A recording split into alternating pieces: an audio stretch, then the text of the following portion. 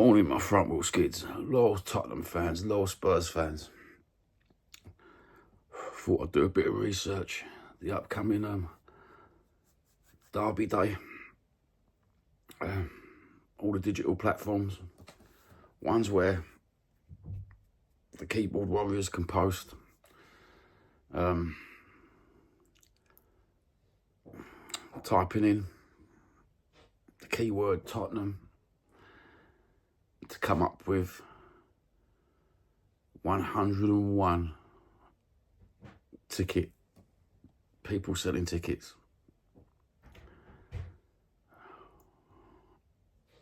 Arsenal, the filth, they've got the same demographics in their stadium as we got.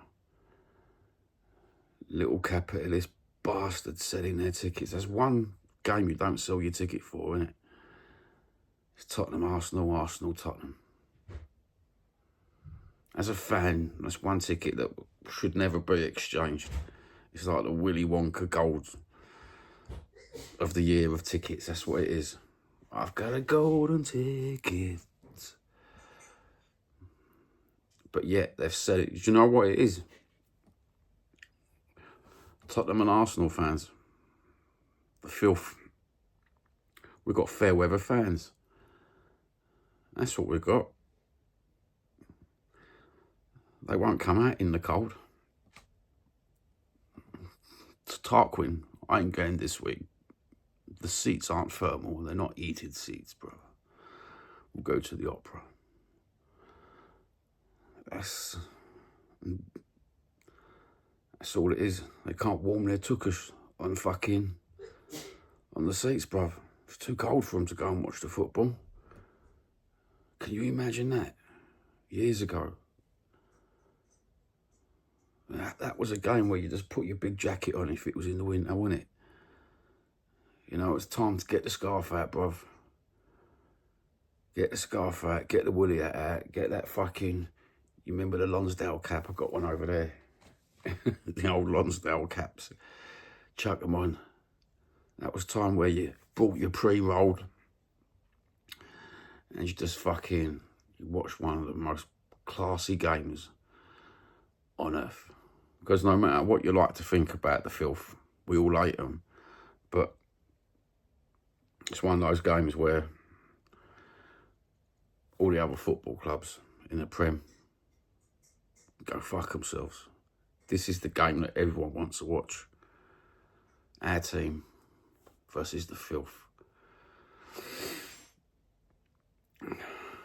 And I was looking at the profiles of these people selling these tickets. You know, a lot of them from foreign countries in Europe. That says something about the demographics, doesn't it? Mario in Italy. Antonio in Spain. Francisco from Paris. Selling their tickets. And they're selling the next lot of tickets for their Arsenal game, the filth game. It does say the demographics of Tottenham. They all must be equal in London now. We all must have these supporters who just fly in, fly out merchants. And if they can't fly in, fly out merchants, they don't care because they're getting double the face price for their ticket. Or they can go right down with a season ticket price and just sell it for the same price as a normal ticket if they get stuck. Because the tickets are just being sold. Just the screenshots are being sold. Simple as that. Absolutely pathetic. And I went on there to get a little the lowdown on what injuries the filth have got. And what injuries we've got. And it was just ticket after ticket after ticket being sold. Wow. Mental. Fucking mental. Arsenal have got a lot of injuries. We've got a lot of injuries. Should be a smashing game, to be honest with you. I don't know how the boys are going to cope. Walking out to filled full of scumbags. Do you know what? I'm hoping that Xavi steps up and just shows the rest of the team, this is how you play football, bruv.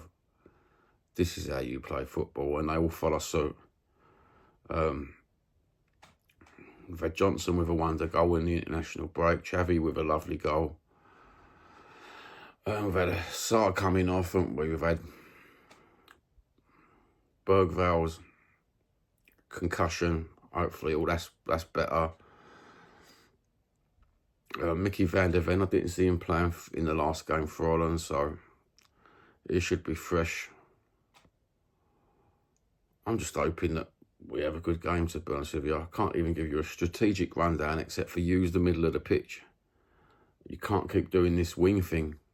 Passing left, right, left, right, nearly getting there, and then going back again. Pass the ball back to Vicario's side, and we start again. This playing from the back, and then trying to work your way around the outside. Around the outside. It just don't work for me, and I don't think it works for a lot of our players. As I said the other day in a video, watching Xavi play for Holland, the Netherlands, you had people who had sense to play around him, which made Xavi more confident in what he was doing. I'm just hoping Thomas Frank sees that and thinks to himself, right, see if we can instill that into our team. Maybe he should have phoned up Ronald Koeman, old Thomas Frank, and said, look, what would you do with this midfield around Xavi?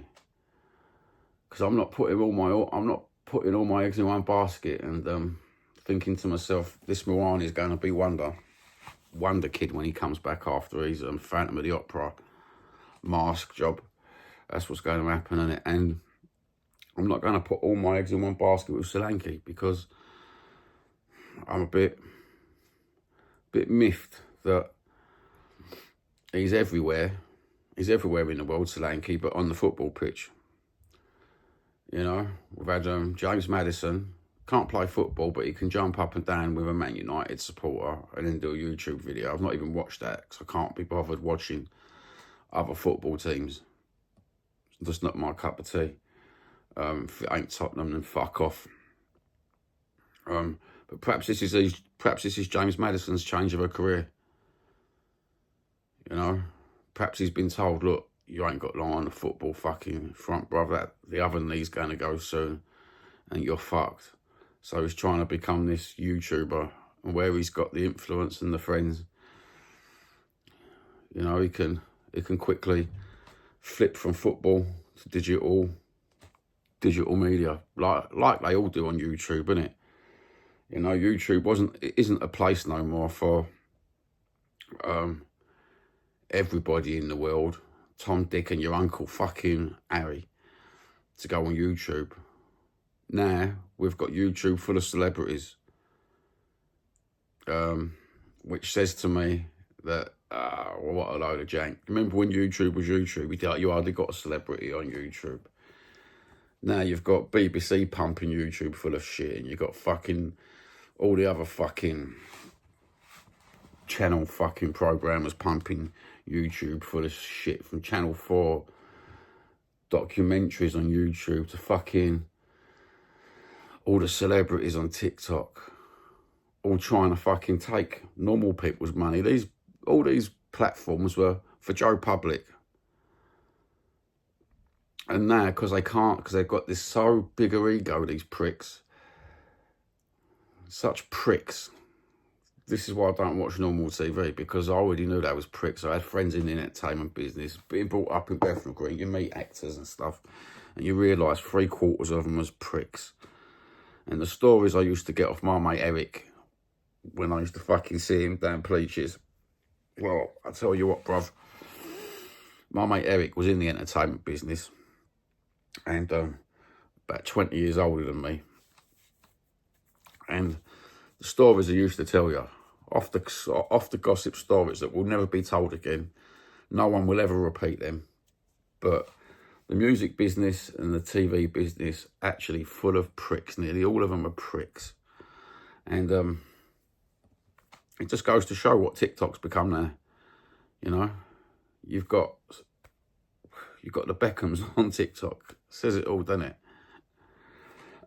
Anything to get their TV, anything to get their face, their ugly mugs on TV. Footballers now on fucking YouTube. You know, you can't blame YouTubers nowadays. You know what? You can't blame YouTubers for trying to manipulate the system just to get an extra couple of quid. Cool, I never thought I'd say that, but I've done an exposure video and I think I might have to take it back with the amount of celebrities that have come on YouTube and TikTok and everything else where they can make money.